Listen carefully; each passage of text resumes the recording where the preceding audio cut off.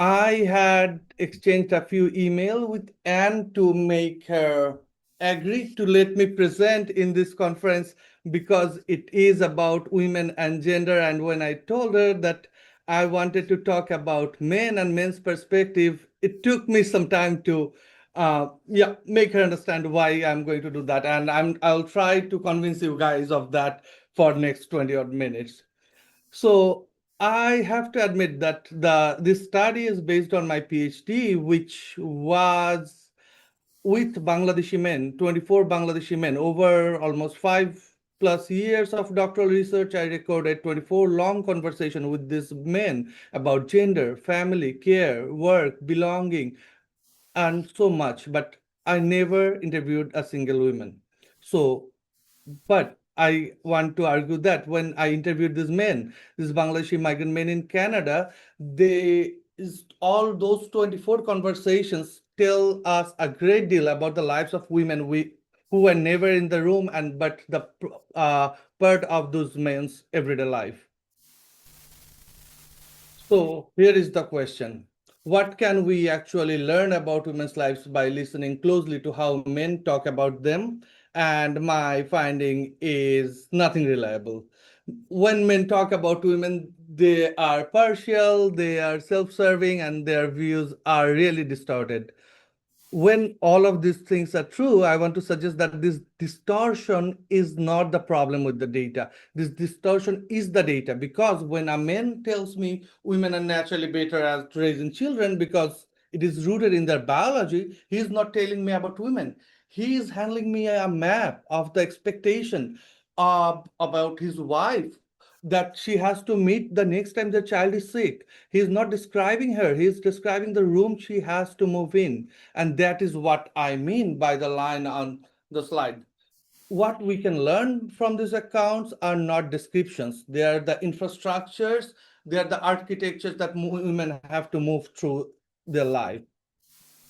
So we will look at this topic from 5 different segments: the framework, how these men define women, two feminisms across border, two femininities across border, my apologies, Bangladesh versus Canada, what this does to women's life, the construction of masculinity and their understanding of femininity, and my final argument. So, for most of the 20th century, men were studied as people who happen to have jobs, opinions, and they are the rulers of the nations. And women were the people who have gender, as if men have no gender. So, there is the basic problem with the definition of a lot of the places, policies that look, when they talk about gender, they just look at women. So critical studies on men and masculinities just exist because feminist scholarship refused that arrangement. Feminist scholarship argued that no, men are the part of this whole deal of gender, right? So if we look at the first initiation, Kerrigan, Connell, and Lee, they opened this door in 1985 saying, okay, hey, let's talk about masculinities and how men are, because they are the other part of the gender. And Connell walked through it in 1995 with her massive grounding of masculinity that is rational and procedural, constructed in practice rather than just as processed as a trait. So the methodological point of my argument is, if masculinity is relational, it is constructed against something. And every time I talk to these men about, hey, how do you define masculinity or how do you see your gender role, they always try to answer it by telling me how women are. And they were like, we are just the opposite. So when we talk about Connell, definitely the concept of hegemonic masculinity comes around, right? But the thing is, the field is so preoccupied, the field of hegemonic masculinity is so preoccupied with power, privilege, and violence that it struggles to hold men's vulnerabilities, emotional lives, and health at the very same time. So my position is to attending to men's precarity, does not soften the analysis of patriarchy, it sharpens it. When we say men are in precarious situation, we are not saying, oh, hey, look, men are vulnerable too. Let's just talk about men, or let's focus on men's vulnerability. Yes, we do need it, but we have to understand how men's vulnerability takes us further towards patriarchy. It shows patriarchy operating under duress, which is where the dominant elements become visible. When a man loses income after migration, loses their social standing and their authority, what he clings to tells us what the system treats as essential, and he looks at dominating his family members because that's the only place he thinks he can still have or exercise some power. So, my positionality in this research. I'm a Bangladeshi migrant man in Canada, and my interlocutors and I share the same language, same cultural references, and a migration category more or less, even though I interviewed migrants from all pathways, uh, permanent residents, citizens, student migrants, refugees, and economic migrants, and more or less everyone. So, what this proximity opened to me, being almost in the same shoe as them, men said things to me they would not say to a women researcher or to a white Canadian one, because a lot of the times our conversations moved like to nuance, hey, you know how Bangladeshi men are, or hey, you know how our women are. So I had those nuances and their kind of trust on me, and shared like being a fellow Bangladeshi guy, hey, like we did talk a lot that went beyond what I anticipated or beyond my questionnaires. But there were some problems as well, right? So this shared masculine common sense can pass unmarked between us. So a lot of time when they are like, you know how they are, right? And I was like, no, I don't. But I couldn't say that. That would stop the conversation. So I pretended like, yes, I know. Please go on. What do you mean by that? And so on and so forth. So what they tried to think as, or what they treated as obvious, sometimes were not really obvious to me. And the standing limitation of the studies, as I started with, there were no women in the study, but everything I say about women's life is inference from men's speeches, and we'll talk about it as we go. So let's look at the research design. So it was a semi-structured, in-depth qualitative interviews, as I said, 24 Bangladeshi men in Montreal, Toronto, and Ottawa.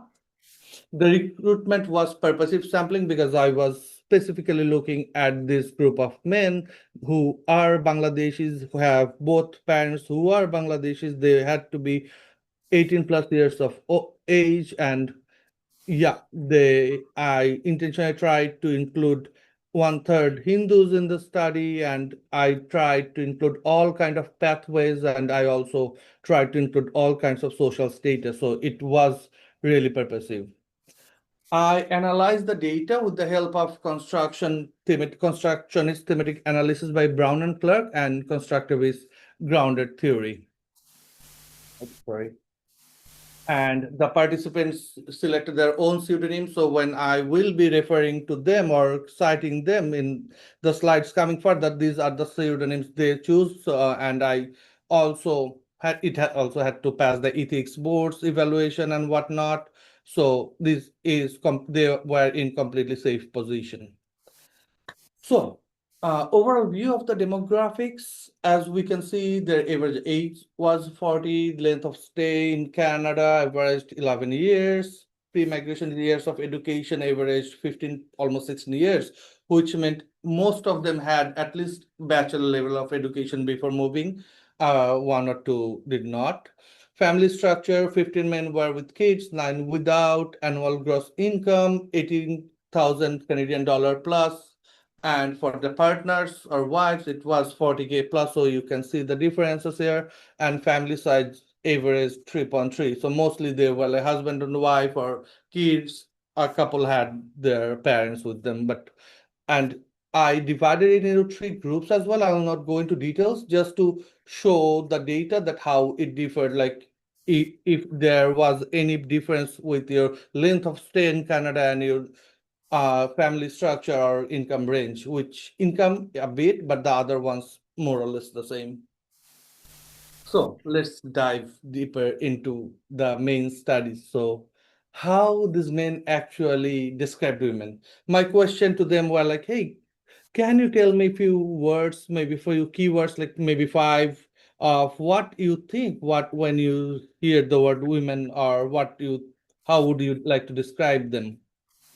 So, as you can see, the word loving and caring came 20 times. So out of 24 people, 24 men, 20 included this word loving and caring, and 19 said as well as maintain domestic responsibilities. These keywords are not exclusive because everyone had almost four, five, or three keywords, so they could say whatever came to their mind. But as that you can see at the data, most of the data shows they were just focusing on loving and caring and domestic responsibilities. So I divided the trait into three groups. The first one is emotional and interpersonal, and more than two-thirds of the men focused on motherhood, cooking, caring, patient, and politeness. Then the second group, personal and professional, where men mentioned women are organized, hardworking, financially careful, detail-oriented, and less assertive. Keep that in mind, less assertive.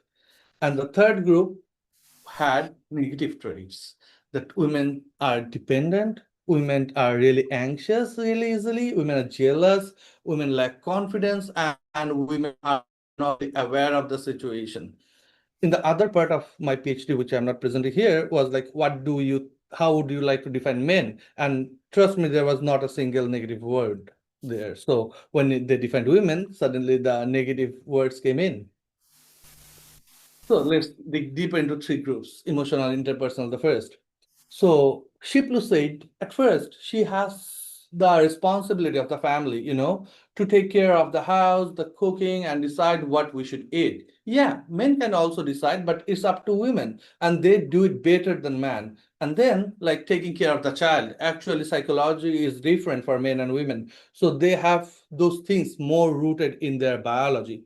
Biology comes here.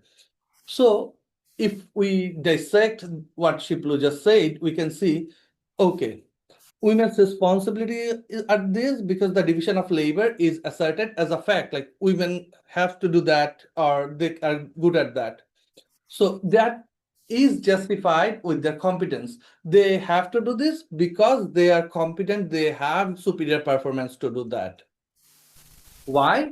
Because it is rooted in their biology. So you see how the whole process of gender division of labor is naturalized and placed beyond change. Like, hey, we cannot do anything. Women are biologically like this. They are just inherently better to do the taking care of the family, the cooking, the taking care of the children.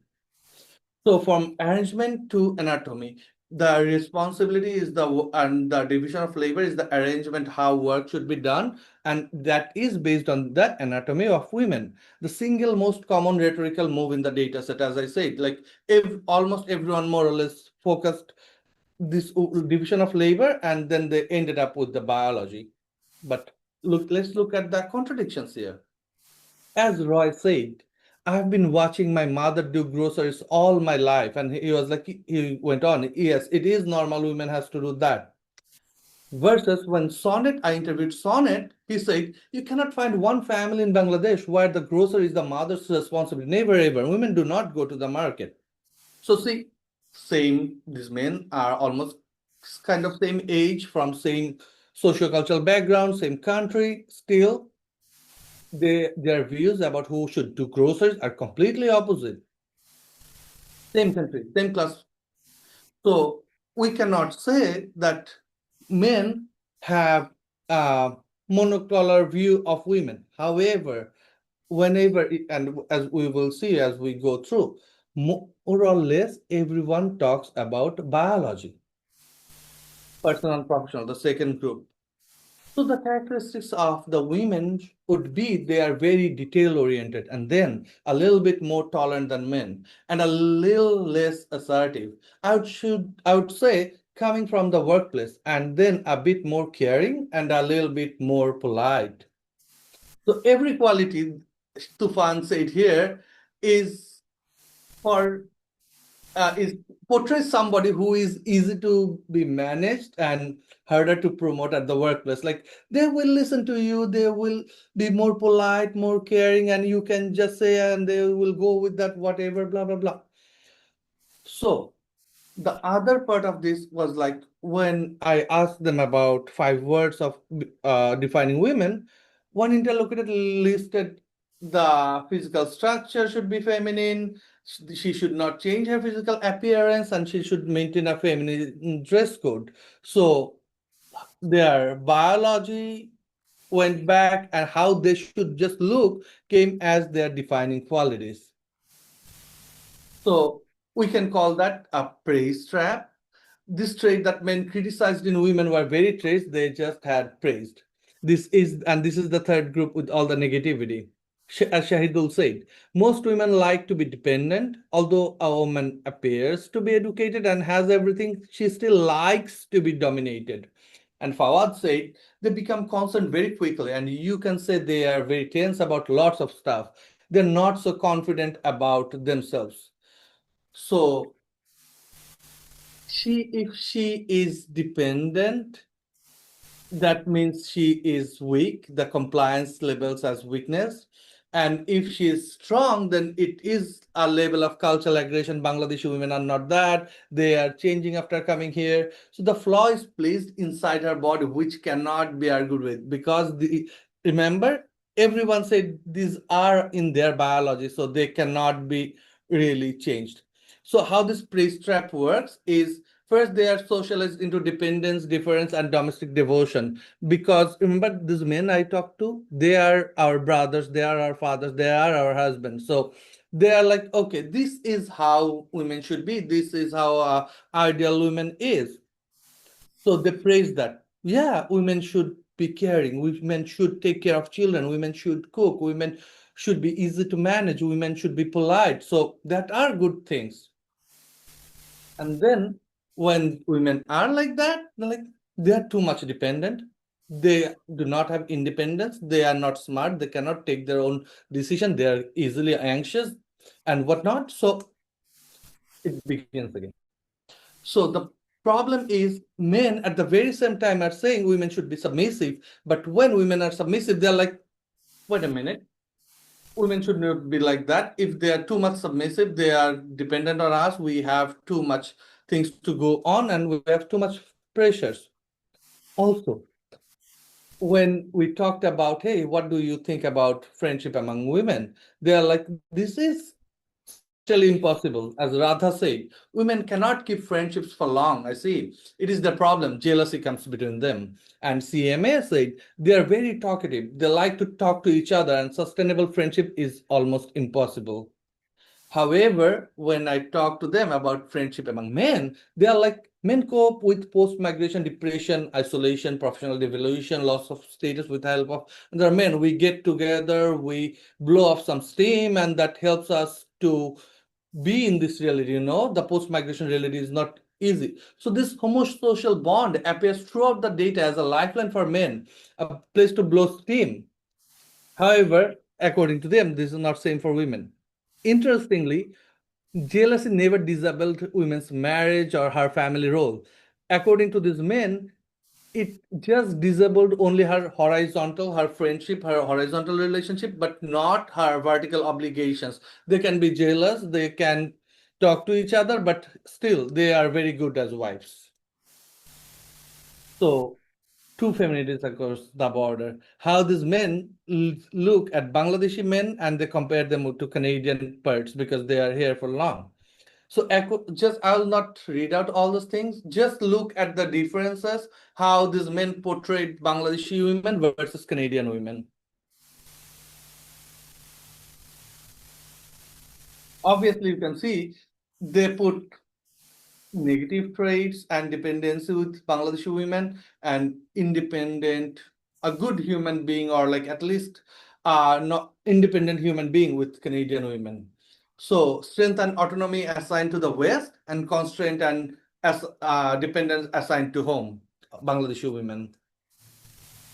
So they say Shipru said, Bangladeshi women are more family oriented, whereas in Canada, they are more job or career oriented. In Bangladesh, they are getting educated. If they need it, they will just leave everything for their family. But here, they will leave family for everything. So self-abandonment converted into moral achievement and sacrifice became her virtue for the Bangladeshi women. And for Canadian women, pursuit of own life converted into abandonment of others and ambition, which we all should have as individual human beings, became the betrayal. But remember, when they were defining Bangladeshi women versus Canadian women, they were thinking Canadian women are much good because they are independent and strong.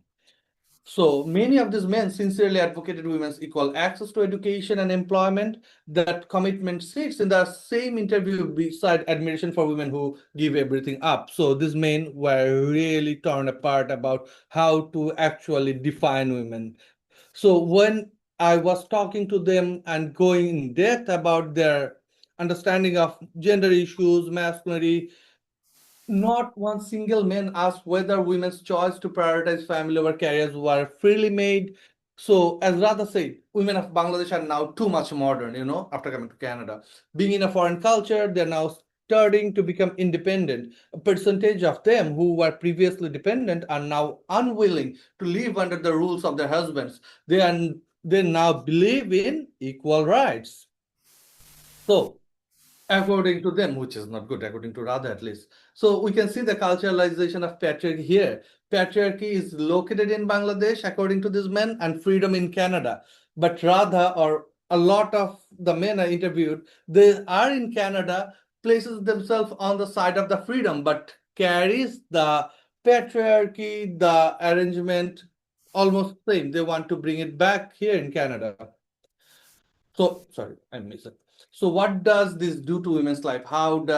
This how does this definition of women among the men, or how these men actually define feminities in Canada and Bangladesh impact the men they were not in that room?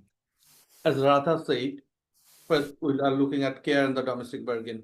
If both of us work outside and my wife has to do the laundry and cook, that adds extra work for her. That makes her to do two jobs. One is a domestic job and the other is a professional job. So if I'm doing one job and she is doing two, and I do not help her, then after some time there will be problems. So notice the verb. If I do not help her, Radha is not owning the domestic works or family works as his responsibility. He is putting it to his wife and like, okay, I need to help her, or what if she gets sick, or we have a fight, then I will have to do something. What if she gets angry and stops cooking, right? So the labor is redistributed, but the ownership is not. The ownership of this domestic work still sits with the women after moving to Canada and after migration. Overthinker said, I have to follow the rules of where I live, right? Upon arriving in Canada, I noticed that the rules here are different. Here, you have to do everything by yourself. So I'm also doing everything by myself. So it's compliance, not conviction. So, which also means these roles that we men are posing at women's role are easily portable and reversible. And the equality is jurisdictional. They are doing these things because they're in Canada. If they were back at home in Bangladesh, they would never do that. How it impacts women's belonging and mobility. As Roy said, ultimately, in the second generations, boys will drift further away from Bangladesh culture simply because they are more exposed. Our Bengali culture keeps girls a little confined, so the prosperity of girls to move away will be a little less. So they are openly named confinement as a good thing, as an asset. So boys of Bangladeshi culture, Bangladeshi families can go outside freely, girls cannot. And I wish I had more time because there were so many interesting findings. So one starting point when in the family the kids are born, and then when they are growing out, they are growing up, they are growing apart. For sons, liberty to decide for themselves, they have great exposure to Canadian culture, they are permitted to evade domestic responsibilities. Whereas for daughters, stricter expectations about behaviors and dresses, more dependent on parental decisions, and they are kept closer to the family. And why do wives fit in? The wives are assigned the custody of the culture. They have to ensure their sons and daughters are treated separately and follow these rules they have in their mind.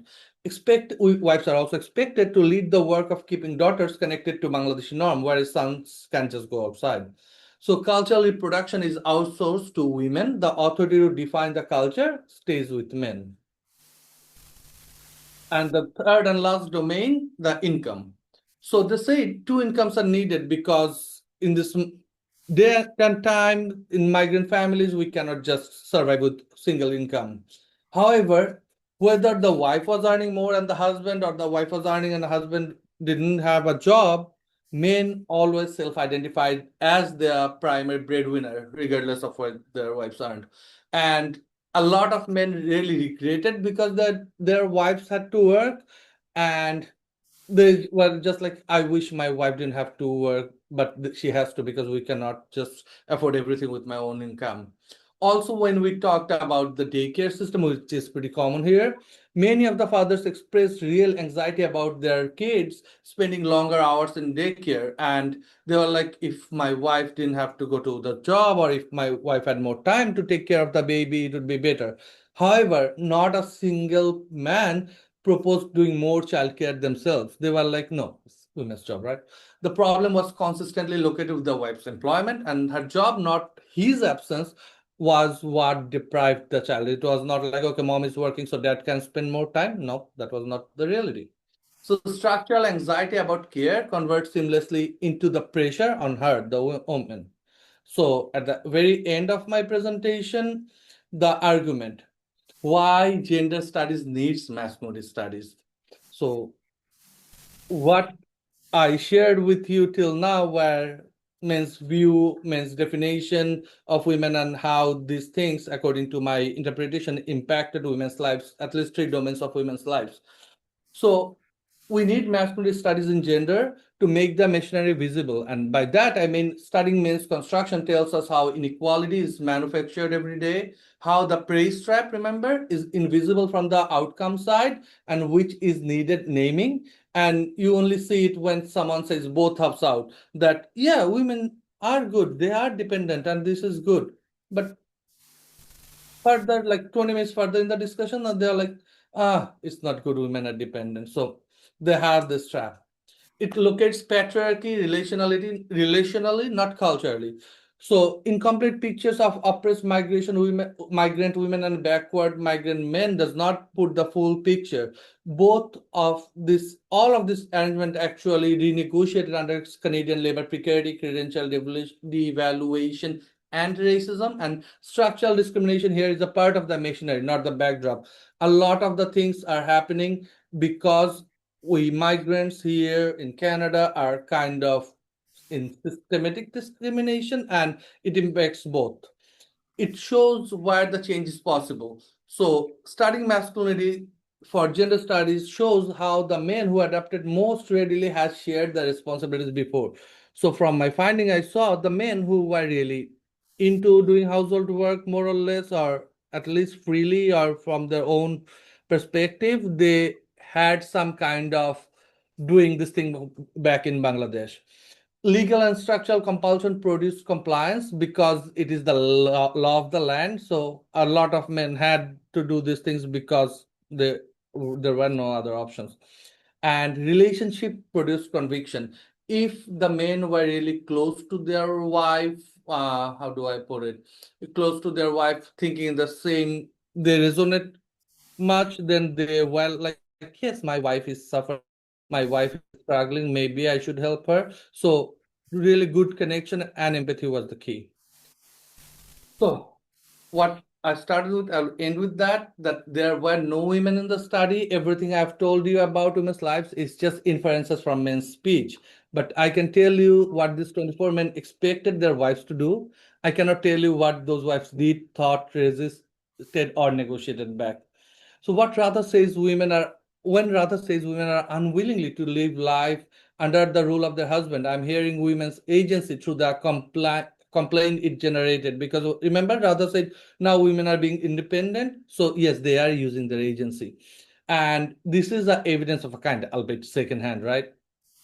So, in closing, I can say that whether none of the 24 interviews was with the women I did, but yet women were in every single one of them. They were in the sentences about biology, they were in two jobs rather counted as help, they were in confinement Roy described as an advantage, they were in the friendship these men declared impossible. They were present as the thing being described and the absent as the person describing.